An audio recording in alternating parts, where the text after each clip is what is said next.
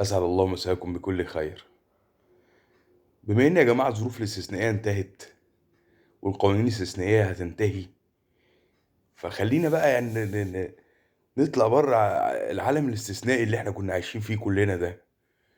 يلا بينا كلنا نروح نقدم بقى على شقق الإسكان اللي بيقولوا عليها دي. وهي بيتقدم عليها فين؟ في البريد. نروح البريد، نخلي الموظف يملى لنا الاستمارة. بيقولوا إيه؟ نتنازل عن الشقق بتاعتنا، مفيش مشكلة، نعمل تعهد إن إحنا هنتنازل على العقود الرضائية الصحيحة بتاعتنا دي وناخد شقق جديدة وحلوة. كام أوضة بقى؟ كام أوضة هي؟ مش عارفين، مش مهم، هي أكيد هتبقى يعني شرحة وبرحة، تبقى أوضتين تلاتة أربعة. طب هتبقى فين؟ طيب هتبقى فين الشقق دي؟ هتبقى فين؟ مش عارفين، مش مهم برضه، مش مهم نبقى يعني نعرف هي فين، المهم إنها تبقى حلوة وجميلة. ومش مهم نعرف هنسكن فين، يعني ايه المشكلة؟ يعني مش لازم نعرف هنسكن فين. طيب خلاص، الواحد يجهز نفسه بقى ويطلع بره العالم الاستثنائي اللي هو كان عايش فيه دون، ويجهز نفسه بقى ويدفع بقى بكام؟ بكام الشقق دي؟ ما نعرفش، مش مهم نعرف برضو بكام. يعني مسألة هي بكام دي مش مهم. طب يعني ايه، الدولة برضو ممكن ما تبقاش قادرة الفترة اللي جاية؟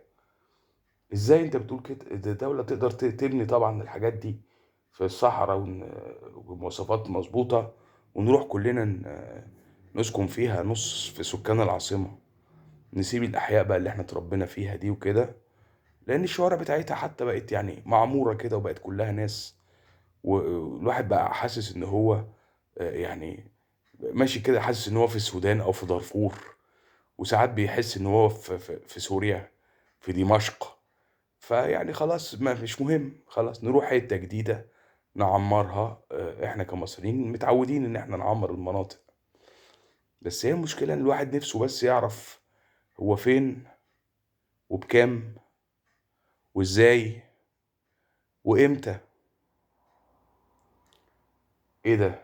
احنا مش مستاجرين اصلي؟ المستاجر الاصلي بس. تصدق كمان طلعنا تايواني؟ يعني بعد كل ده وكمان ملناش حق يكفله لنا القانون 164. القانون 164 لا يكفل لنا حق عشان مش مستأجر أصلي، يكفل للحق المستأجر الأصلي فقط، وإحنا مستأجرين تايواني. المحكمة الدستورية كانت بتقول المستأجرين أسرة، مش لا بقى في اللي هو اللي مكتوب اسمه في العقد ده طلع أصلي، وخلفته بقى كلها طلعت تايواني. يعني هو واضح إن هو أصلي مصري أصيل، والباقيين دول كوريين شماليين. فما لهمش حق في القانون. مش هناخد الشقة اللي هي الحلوة دي، اللي هي مش عارفين فين دي ولا بكام ولا امتى ولا ازاي. طيب يلا، هو حظنا كده. هو الواحد بقى زي يعني، يلا الساعة 9 و10 الواحد ينام كده، كفاية كده خلاص. قفل يا جدع النور، اقفل، يلا سلام يا جماعة، تصبحوا على خير. اعمل سبسكرايب وشير الفيديو. تصبحوا على خير.